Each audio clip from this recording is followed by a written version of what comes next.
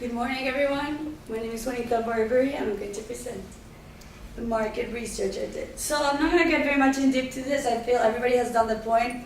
The industry has had a comeback, and I just want to highlight the important that for 2017, they have a forecast that the industry will grow in the segment for family car. The industry will grow 23% from 2012 unit sales.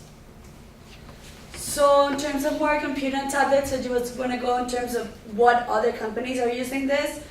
Accordingly to my research, 50% of the Fortune 100 companies are now using this device in business.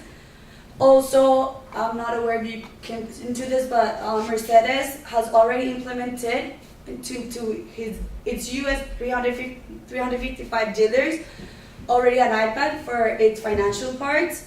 Some of the usage for the finance part that the iPad was originally, the purpose of it from the Mercedes was taking back the end of the lease, starting loan applications, checking for any financing promotions and so on. Also BMW also started to implement the iPad in the dealerships, and Ford. So other usage and benefits, other industries for sales in terms of medical sales, salesperson can go to the doctors and it says it's much easier and practical to show a product and everything than taking their laptops and everything with an iPad. Also in the electrical market, they recommended that other usage for the iPad instead of not only being for sales in terms of showing and projecting graphs and everything. They said a CRM was very useful for the electrical market in terms of they would research what the customer had buy and the history and what other things they could sell based on the history sales of the person specifically. And another was more specifically for the sales analytical tool was for each salesperson to goals and forecast how per quarters or even per month how well was the person doing. So it's a good way to keep track of your results for each salesperson. Other benefits, it's decreasing cost in terms of hardware. It is sometimes even less expensive, but also they say in terms of getting damage and everything, it can be even less than a laptop. And another ways for decreasing costs is the time and paper. The company, Our House Furniture, plans to save around $100,000 per quarter. So this would be a good benefit for each of the dealerships. Another thing I just want to get really into was the experiential purchase.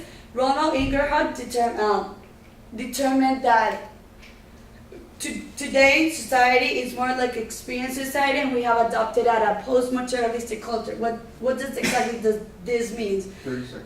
This means that we as customers, we tend to value more those experiences that are not materialistic, that are more what we experience. So how does the iPad come to play into this?